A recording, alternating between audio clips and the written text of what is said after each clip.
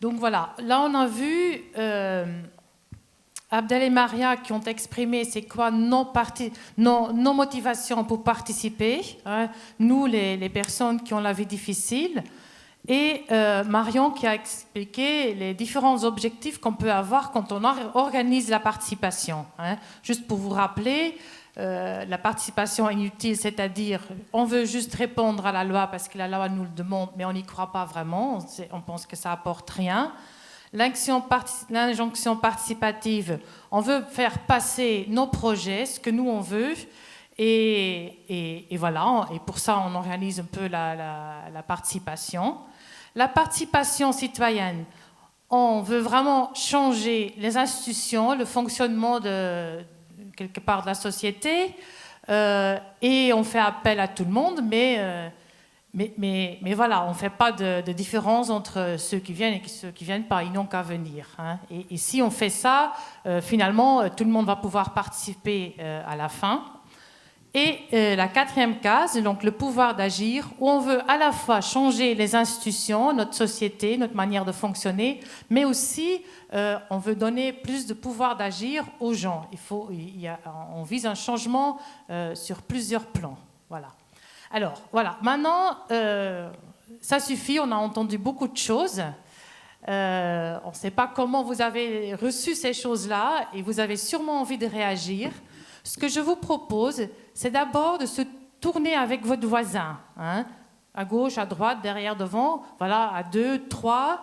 Vous réagissez un peu. Dans ce que j'ai entendu, est-ce qu'il y a des choses qui m'ont étonnée? Est-ce qu'il y a des choses qui me questionnent, hein, et est-ce que j'ai des réactions? Donc voilà, quelques minutes, 4-5 minutes entre vous, pour se parler entre vous sur ce que vous venez d'entendre. Puis après, on va le faire tous ensemble. Tournez-vous, hein, voilà. Personne mort dans la salle. On a vérifié ça, donc ça va.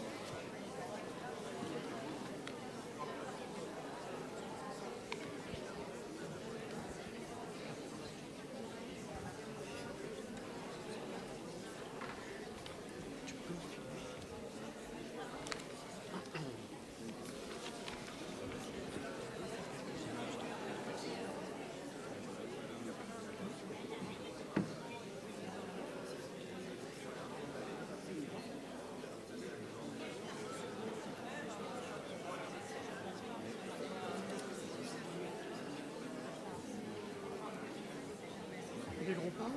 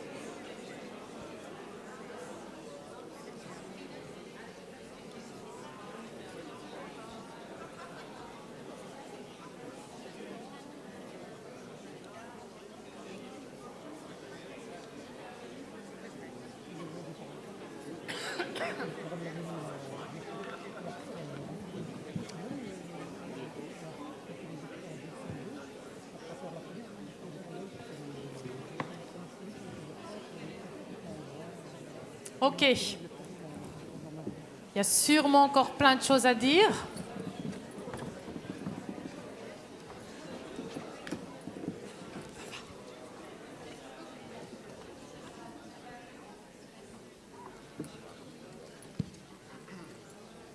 Ok. On se retourne vers ici.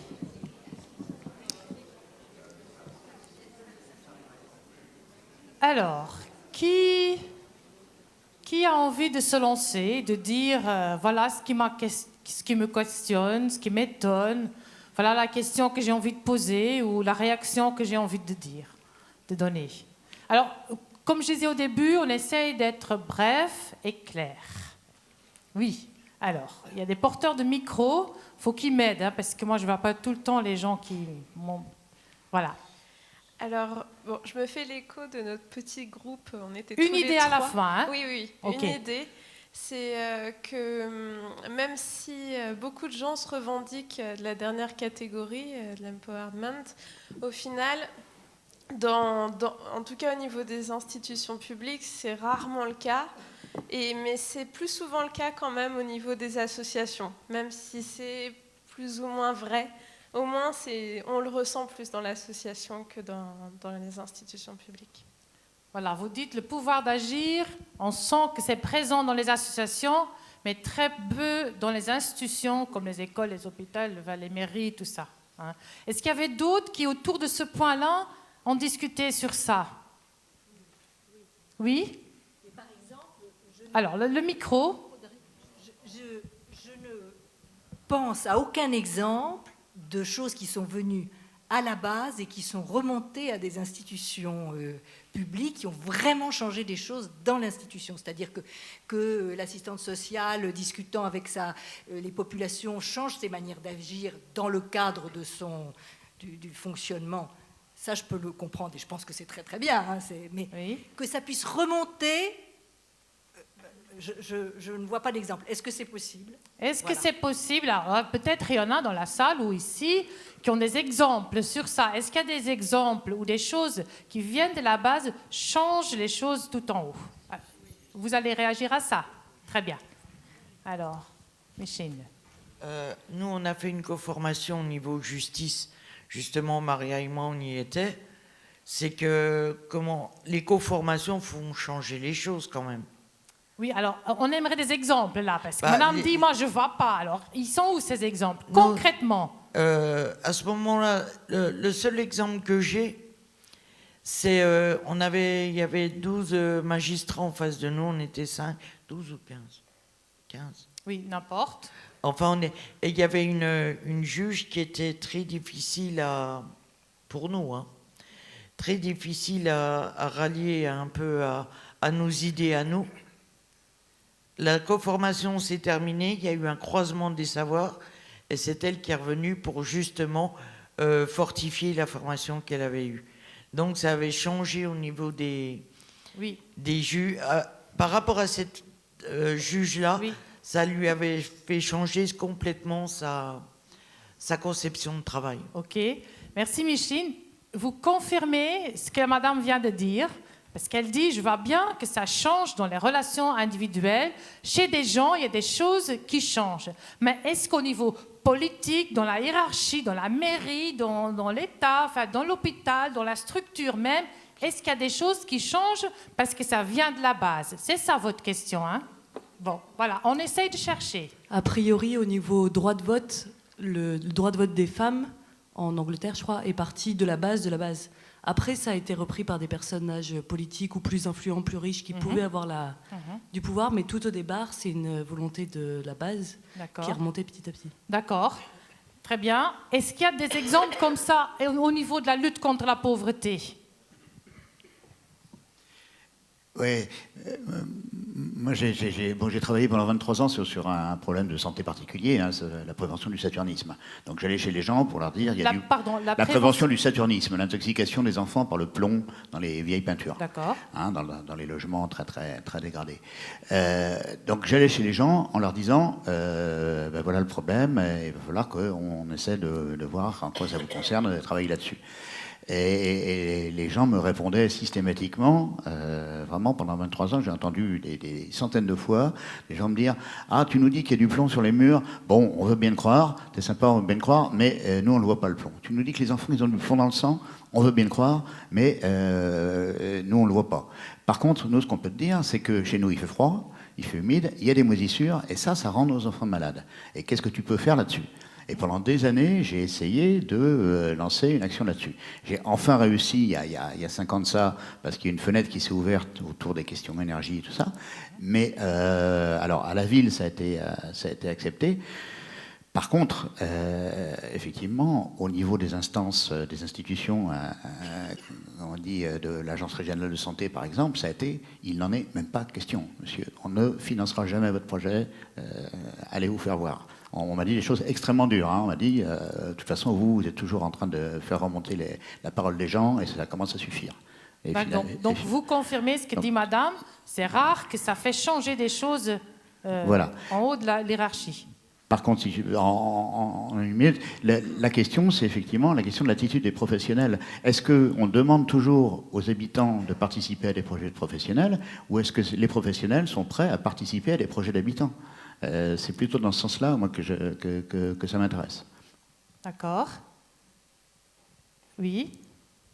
Je ne me rappelle pas exactement le nom de la loi, mais il me semble que le projet de loi contre les discriminations et les exclusions, c'est parti de la parole des plus pauvres.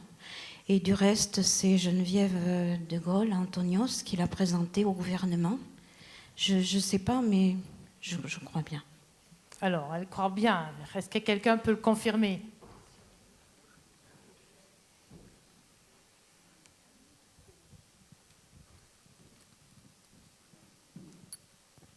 Oui, c'est cette loi qui a passé en 1998, la loi d'orientation contre la lutte contre les exclusions. Oui, donc voilà, c'est une loi. Vous dites, voilà, cette loi, elle vient de la base. Hein? Et donc, voilà, c'est possible qu'il y ait des choses qui changent. Oui, Jennifer. Et nous, on faisait des réunions citoyennes à Rennes. Et on a vu que les gens ne savaient pas les droits à leur accompagnement dans les institutions publiques. Ce n'était pas effectif. Donc, par exemple, tu avais des entretiens pour te faire radier le RSA, par exemple. Et voilà, et tu ne pouvais pas être accompagné. Du coup, on s'est organisé. On a organisé des actes un peu de désobéissance civile. Et on a mis un peu de pression sur les institutions et on a réussi à qu'ils s'engagent, à que les gens soient accompagnés. Voilà, un autre exemple où quand même la mobilisation permet que des choses changent. J'ai assisté à une présentation de travaux qui ont été faits dans un quartier de Paris par un office HLM. Et ils ont commencé par passer 6 mois à consulter les gens en allant les chercher dans leurs appartements. Et à l'arrivée, l'ordre dans lequel ils avaient prévu de faire les travaux a été complètement chamboulé. Le premier problème qu'ils ont traité, c'est les problèmes d'humidité, de refaire complètement tous les sanitaires, alors qu'ils avaient prévu de faire l'isolation extérieure pour commencer. Donc c'est juste un exemple. Voilà. Ça ne veut pas dire que ça se passe comme ça partout, mais des fois ça marche. Voilà, donc c'est pour nous encourager. Tous ces exemples-là, c'est pour nous encourager. Oui, madame, ça peut changer, ça peut influencer les choses et faire changer des choses. Voilà, donc ça nous encourage. Est-ce qu'il y a un autre point sur autre chose que vous avez parlé là, parce qu'il y a beaucoup de gens qui ont parlé avec leurs voisins. Oui, il y a des gens qui n'ont pas parlé, évidemment, mais tous, j'ai vu quasiment tout le monde a parlé avec son voisin. Donc, est-ce qu'il y a d'autres éléments, d'autres questions, d'autres étonnements, réactions ? Oui, alors donc un étonnement, c'est que mon voisin n'était pas d'accord avec moi. Intéressant, ça. Ouais. Donc, moi, j'ai été convaincu qu'il fallait absolument que la société aille vers la case en bas à droite, et que c'était de ça dont souffrait la démocratie, c'est de ne pas être tout le temps dans l'empowerment. Et Benjamin, mon voisin, je ne vais pas parler à ta place, mais tu veux expliquer ta position ? C'est encourager la participation, ça, bravo. Bon, j'explique mon point de vue qui est très simple et vraiment bref, qui était que la participation citoyenne proposait un modèle d'application qui était exhaustif. Et ça me semblait prioritaire, sachant que l'application de résoudre des problèmes est quelque chose de fondamental chez l'être humain et qui le fera de toute manière quoi qu'il arrive. Donc la fonction de l'empowerment, qui est effectivement faire de la conformation, elle fonctionne, mais elle a un caractère complètement systématique dans les comportements humains. On ne changera jamais une application qui consiste à résoudre des problèmes et à faire aboutir une communication. C'était ça mon point de vue. Alors, j'ai pas bien compris ce que vous avez dit, mais alors, vous voulez dire si on n'a pas bien compris, vous pouvez le redire avec d'autres mots? Oui, qu'est-ce que vous n'avez pas compris? J'ai compris. Je crois avoir compris que vous avez dit que c'est des fonctionnements humains qu'on ne peut pas changer de toute façon. Oui, c'est ça, oui. C'est quoi qu'on ne peut pas changer les hommes, en fait. Non, c'est que l'application de résoudre des problèmes est quelque chose de systématique chez l'être humain et qu'en conséquence, il fera toujours des applications d'aller vers un autre pour le faire. Donc ça se fait naturellement, en fait. Oui, voilà. Est-ce que tu as envie de réagir à ça ou à ce débat-là ou d'apporter d'autres éléments? Là-dessus, la seule chose que je peux dire, c'est qu'on n'est pas obligé d'avoir tous le même point de vue et en plus, on peut évoluer entre des conceptions et voilà. Mais c'est vrai que si on laisse faire les choses, là c'est des sociologues qui disent ça bien, hein, si on laisse faire le fonctionnement social sans intervenir dessus, les inégalités se reproduisent inévitablement à l'école, dans les réunions publiques, partout.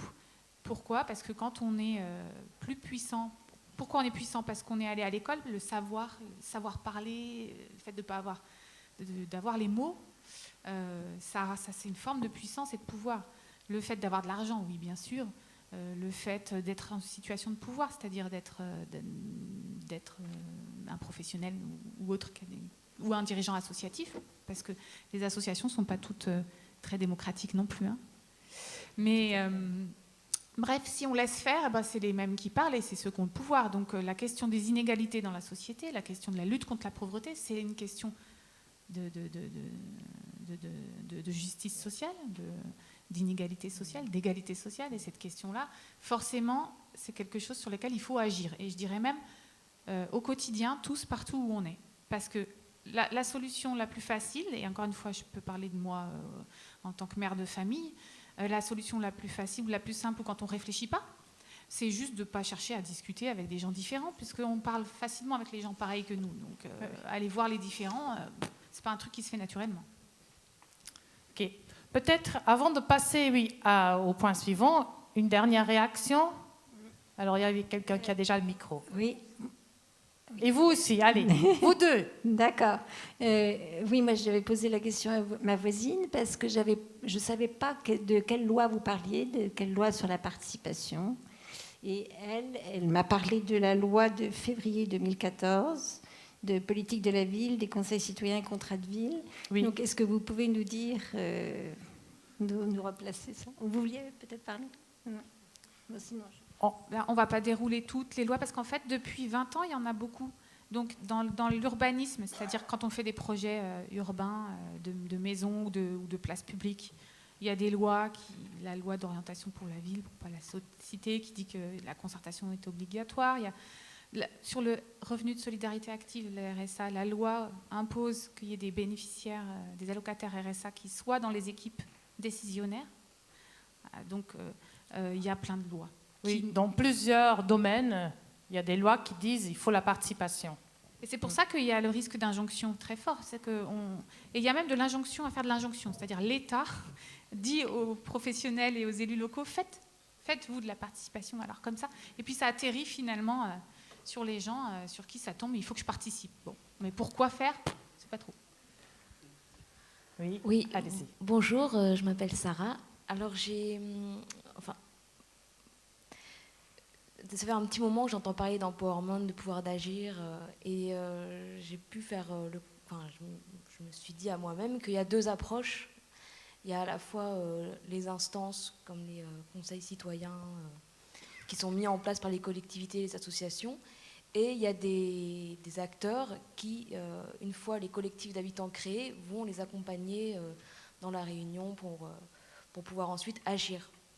il y a, à mon avis, deux approches, qui est de mettre en place déjà des structures, et une autre qui est, à un autre stade, d'accompagner déjà les structures, les collectifs. Et je voulais savoir, vous, Marion Carrel, comment vous voyez les choses, enfin, comment vous situez votre définition d'empowerment?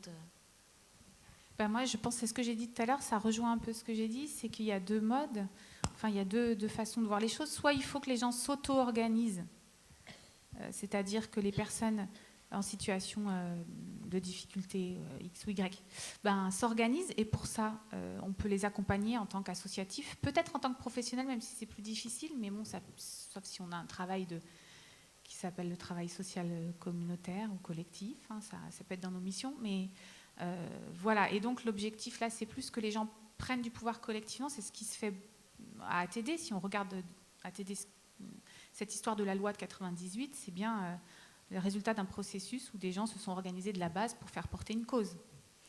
Et puis les professionnels, qu'est-ce qu'ils peuvent faire dans leur institution lorsqu'ils ne sont pas dans cette posture-là? Ils peuvent, alors c'est toute la tension entre... C'est ça qui est compliqué avec les conseils citoyens, la loi de février 2014, c'est que la loi dit qu'il faut qu'il y ait une organisation autonome des habitants.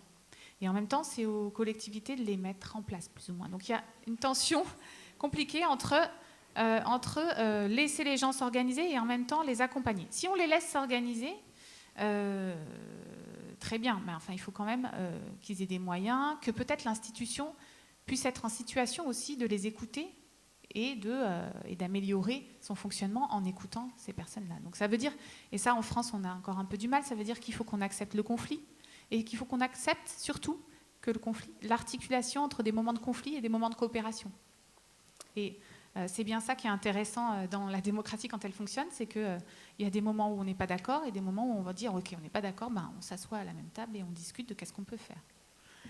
Bon, je pars un peu dans tous les sens là pour vous répondre, mais il me semble qu'il y a des logiques comme ça d'autonomie et de cadrer. Et si on ne cadre pas, on reproduit des inégalités.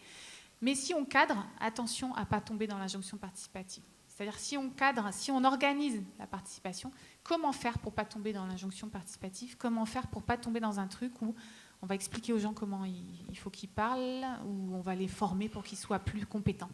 Non, l'idée c'est comment on fait pour que dans la posture où on est dans l'institution, on se donne les moyens pour que la parole qui va émerger serve à quelque chose. À quoi ça va servir? Par exemple, tout bêtement, est-ce qu'on ne peut pas essayer de chercher une manière de se mettre d'accord sur les objectifs derrière la participation? On va aller chercher les gens, c'est pourquoi faire. Ou alors, à minima, de dire 2 mois après le rendu de proposition de la population, il faut que l'institution revienne dire publiquement sur tel point on est d'accord, sur tel point on est en train de le faire, ou on aimerait bien travailler avec vous pour le faire, sur tel point c'est pas possible parce que la loi dit non. Mais vous voyez, même ça, ce qui est juste la base de dire on va faire émerger de la parole de la population, et encore plus si on la fait émerger de ceux qu'on n'entend pas d'habitude, à quoi ça va servir et comment on va y répondre? Et qu'est-ce qu'on va donner aux gens? Toujours le truc que j'ai dit au départ de Joël Zass, participer, c'est aussi recevoir une part. Qu'est-ce qu'on leur donne aux gens en échange? Est-ce qu'on leur donne un bout de décision? Est-ce qu'on leur donne qu'on va améliorer les politiques publiques, qu'on va améliorer la manière dont fonctionne l'école ou les logements sociaux? Et voilà. Donc il y a peut-être des choses à réfléchir sur avant de se lancer dans la participation. Qu'est-ce qu'on met comme garde-fou? Comment on s'organise? C'est parce que si on y va sans trop savoir pourquoi, sans trop savoir si nos collègues sont d'accord ou pas, sans trop savoir ce que ça va donner, il y a fort à parier que ça retombe dans l'injonction participative, et c'est assez grave pour la démocratie parce que chacun ressort frustré et les gens surtout disent à quoi ça sert d'aller voter. Ok, merci Marion. Alors, dans la deuxième partie de cet après-midi, on va... Ah, c'est trop vite là. Voilà. On va réfléchir sur, mais c'est quoi les conditions de la participation de ceux qu'on entend le moins, hein? Et donc c'est clair, nous, avec ATD Quart Monde, on se situe dans cette case d'empowerment, hein. On veut à la fois changer les institutions, la société, mais à la fois que les gens aient plus de pouvoir d'agir, plus de pouvoir sur leur propre vie, sur le changement justement de la société. Donc voilà, on se situe là. Et dans ce cadre-là, on a été sollicité par la préfecture de Seine-Saint-Denis dans le cadre de la mise en place des conseils citoyens, justement. Donc la préfecture nous a contactés en disant, mais dans la loi, dans l'esprit de la loi, c'est vraiment marqué, on veut le faire cette fois-ci, cette participation avec ceux qu'on n'entend pas. Pas juste avec ceux qu'on voit tout le temps, mais aussi avec ceux qu'on ne voit pas. Mais on ne sait pas comment faire, on ne sait pas. Et vous avez un savoir-faire dans ça, aidez-nous. Bon, voilà. Alors dans ce cadre-là, on a organisé une co-formation. Il y a des professionnels de la politique de la ville de Saint-Denis, des élus et des militants Carmonde, ATD Carmonde, donc, qui se sont formés ensemble. Et il y en a 5 qui sont là. Donc il y avait Abdel et Maria, il y avait Muriel, Dominique et Isabelle aussi, qui ont participé à cette co-formation. Et qu'est-ce qu'ils ont fait? Ils se sont formés ensemble à comment rejoindre les plus éloignés. Comment faire... chercher la participation de ceux qu'on n'entend pas, des absents. Et ensemble, ils ont trouvé des conditions qui permettent justement cette participation-là. On en a trouvé beaucoup. Mais là, on a fait un choix de vous en donner une dizaine. Brièvement aussi, mais qui vont vous faire réfléchir. Et peut-être vous en avez d'autres, vous allez nous les dire après. Mais donc voilà, le résultat de ce travail, c'était un travail de 4 jours et demi où on a travaillé ensemble et on a cherché vraiment ensemble. C'était pas facile, parce qu'au début, on ne se comprenait pas. On ne savait même pas qui était l'autre. C'est quoi un professionnel de politique de la ville? Franchement, qu'est-ce qu'il mange en hiver? Je ne sais pas, mais on ne savait pas ce qu'il faisait. Puis on avait des mots, on ne se comprenait pas. Donc, on a fait tout un processus pour se comprendre et pour chercher ensemble. Mais qu'est-ce qui fait qu'on peut vraiment travailler ensemble et qu'est-ce qui fait que ceux qui ne viennent pas participent? Donc voilà, je vais leur laisser la parole parce qu'ils ont préparé. Et donc, voilà, les conditions qui permettent la participation de ceux qui ne viennent pas. Allez-y. Alors, ensemble, à partir des expériences des uns et des autres, nous avons rassemblé quelques conditions qui permettent et soutiennent la participation de ceux qu'on entend le moins. Nous parlons ici de la participation dans des lieux ou des rencontres où nous nous demandons notre avis. On peut dialoguer et réfléchir avec d'autres. Dans le cadre de projets collectifs, que ce soit au niveau d'un quartier, d'une ville ou d'une association. Une première condition qui nous semble importante concerne la matière d'inviter les personnes. Qui et comment on nous invite joue un rôle important. Aussi, on a besoin d'avoir suffisamment d'informations. C'est donc mieux si la personne qui nous invite est quelqu'un qui sait bien de quoi il s'agit et qui connaît le déroulement de la rencontre. Cela permet de poser des questions, de s'informer avant d'accepter. Cela donne confiance. C'est mieux si la personne qui nous invite est quelqu'un en qui on a confiance. Cela peut être quelqu'un comme nous, un voisin, un autre locataire, un autre jeune. Quelqu'un de notre groupe disait « J'avais confiance en la voisine, ça m'a aidé à y aller ». C'est peut-être aussi quelqu'un d'une association qu'on le connaît. Et c'est mieux d'être invité par une personne que par une lettre ou un message Internet. Alors, une autre des conditions de la participation des habitants que l'on voit le moins habituellement dans les différentes réunions publiques, ce serait d'aller à la rencontre des habitants justement là où ils sont. Parce que ce n'est pas toujours évident et il y a souvent de nombreux freins pour beaucoup de gens à venir à des réunions publiques.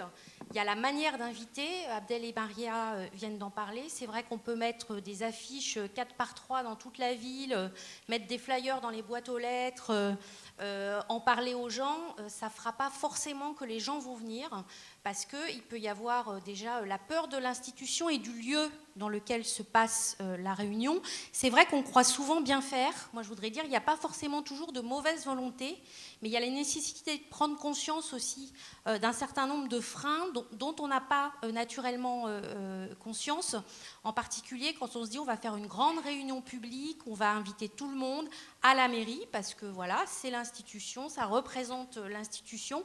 On pense que les gens vont naturellement venir, sauf que ce que nous ont dit Abdel, Maria et d'autres militants, c'est non, c'est parce que ça peut faire peur aussi, ce lieu-là, et on ne va pas y venir naturellement, même si on est invité. Par ailleurs, on ne se sent pas forcément toujours autorisé à participer. On peut avoir la peur du regard des autres, peur du regard de ceux qui ont l'habitude, il faut bien l'avouer. Hein, on a pas mal de réunions publiques où on a des gens qui viennent, qui sont un peu des habitués de la participation et donc qui n'ont plus de difficulté à prendre la parole en public.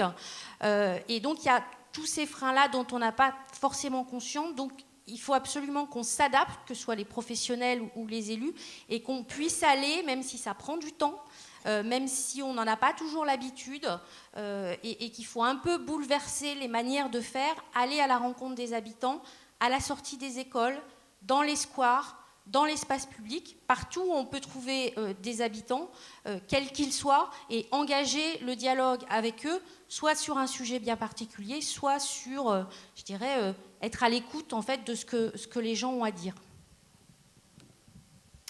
Alors, une des conditions moi, que j'ai retenues pour la participation des personnes les plus éloignées, c'est qu'il ne faut pas forcer les gens à participer, en tout cas, il ne faut pas faire en sorte que les personnes se sentent obligées. Voilà, comment on peut faire en sorte qu'on se sente invité, mais pas obligé, que chacun ait le temps pour s'engager, qu'il puisse participer à sa mesure. Et avoir la liberté aussi de ne pas venir ou de venir une autre fois dans quelques temps quand voilà, les conditions de confiance justement qui ont été évoquées tout à l'heure sont réunies. Et puis autre chose aussi, il peut y avoir différentes manières de participer et quelquefois, ça nous a été dit dans la coformation également, eh bien, des personnes ne viennent pas, ne participent pas, mais en parlent avec d'autres. Et mobilise et motive d'autres personnes qui, elles, peuvent venir. Voilà, donc la participation, ça peut être aussi plein de choses différentes et il faut que nous, on puisse le prendre en compte. Il y a aussi une autre condition importante, c'est de ne pas être seul. Si on va quelque part en tant que citoyen, il est important qu'il y ait d'autres citoyens. Ne pas être le seul citoyen parmi les professionnels et les élus, comme cela m'est déjà arrivé dans mon quartier, c'est important. Et si on va au nom d'une association, on doit être plusieurs pour pouvoir bien la représenter.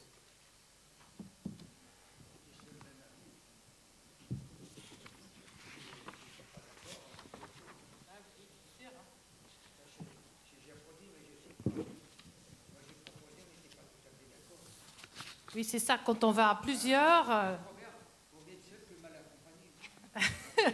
On en reparlera tout à l'heure. Je lui réponds.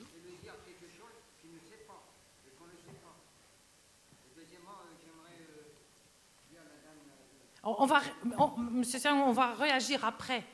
Gardez votre idée dans votre tête, ne la perdez pas et vous la dites tout à l'heure, d'accord? Oui, non, mais je vous crois. Oui, non, mais c'est vrai. Oui. Oui, alors, vous n'avez pas de micro, donc les autres ne vous entendent pas, mais vous aurez le micro tout à l'heure, d'accord? Ok. Muriel. Non, c'est fini. Oui, il a fini. Non, après. Tu voulais dire quelque chose? Tu voulais réagir? Oui, alors on va le faire tout à l'heure. Sinon, on est parti dans le débat. Hein. Alors, je voulais revenir brièvement sur des éléments qui ont déjà été évoqués sur la confiance et la nécessité de se connaître. Là encore, une des conditions de la participation, du dialogue et du véritable échange, pas simplement dans un sens, mais dans tous les sens, c'est de prendre le temps de connaître les participants. Alors vous allez me dire, quand c'est une réunion publique avec 300 personnes, c'est compliqué. Et justement, ça veut dire qu'il faut aussi prévoir d'autres manières d'organiser la participation en petits groupes et se dire qu'un tour de table, ça ne suffit pas. On l'a vu lors de la formation. Voilà, dire je suis chargée de mission politique de la ville, par exemple, ça ne parle pas forcément aux gens. Un élu... On a bien une idée de ce que c'est un élu, mais c'est pareil, ça peut nécessiter le temps d'expliquer en quoi ça consiste. Donc vraiment prendre le temps de se connaître, c'est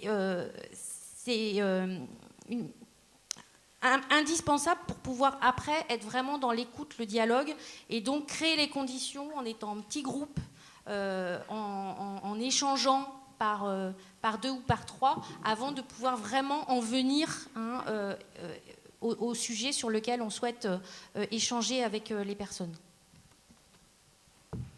Ouais, pour prolonger ce que disait Muriel, dans la coformation, on a appris qu'il était aussi important de comprendre les représentations des autres.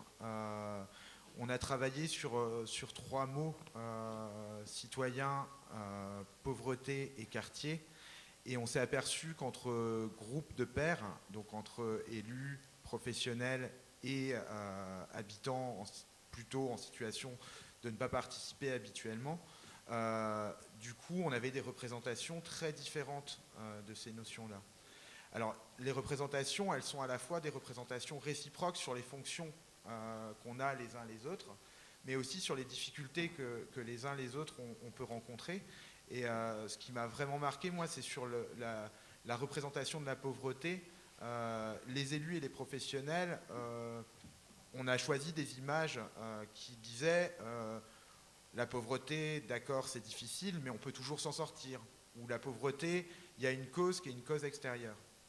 Et les militants d'ATD qui ont fait le même travail et qui ont choisi une image, avaient choisi un visage qui était un visage chiffonné et qui disait que la pauvreté, c'était quelque chose une situation permanente qui détruisait de l'intérieur et que du coup, ces questions de causalité ou on peut s'en sortir, quand on est pauvre, elles ne sont pas du tout là. Voilà. Donc du coup, la compréhension des représentations qu'on a les uns sur les autres et la représentation des difficultés des uns, c'est un préalable important pour réussir à avoir une participation qui produise un changement. Alors un autre apport de la coformation pour moi, ça a été la nécessité de trouver un langage commun, en fait, comment on peut arriver à parler de la même chose. Et parler de la même chose, pas en changeant nos mots les uns les autres. Donc ça, c'était important aussi, c'est que les militants nous ont dit que les politiques publiques, c'est des mots compliqués, une langue technique, administrative, mais que pour autant, il fallait continuer à appeler un chat, mais qu'il fallait s'expliquer, qu'il fallait échanger. Donc c'était très important et c'est apparu comme une condition pour une participation de tous à tous les sujets qu'on propose. Voilà.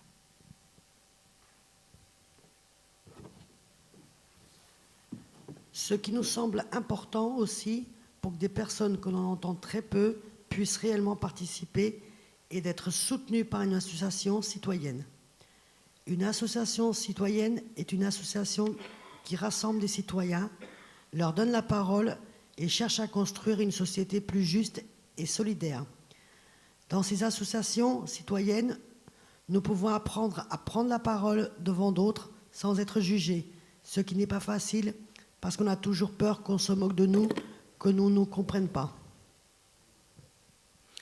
Pour se préparer à une rencontre, on a besoin de pouvoir réfléchir à plusieurs, d'écouter différentes personnes, et c'est l'association citoyenne qui peut permettre cela.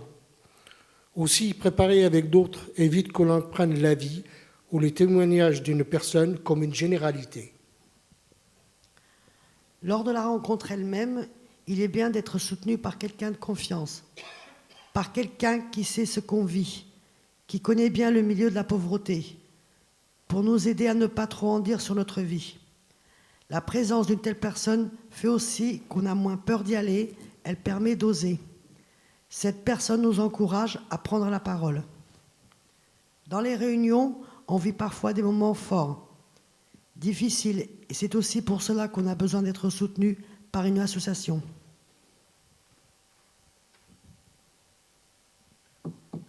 Pour que la participation serve à quelque chose, il est important de savoir à quoi ça sert de participer. Et ça a été évoqué tout à l'heure, c'est important de rendre visibles les résultats de la participation. On s'est dit lors de la coformation qu'il était important de pouvoir restituer la parole des uns des autres et restituer notamment la parole des habitants telle qu'elle a été entendue dans le cadre de la participation, pour qu'on sache à quoi notre participation a servi et ce qu'elle a produit. Ça peut être des effets très concrets, très matériels sur l'amélioration du cadre de vie, mais ça peut être aussi des effets de changements à plus long terme qui ne vont pas toujours être visibles, mais du coup sur lesquels c'est important que les habitants qui ont participé puissent se dire « ma parole a été entendue et elle est écrite quelque part ». Voilà, donc cette question de rendre visibles les résultats de la participation est importante.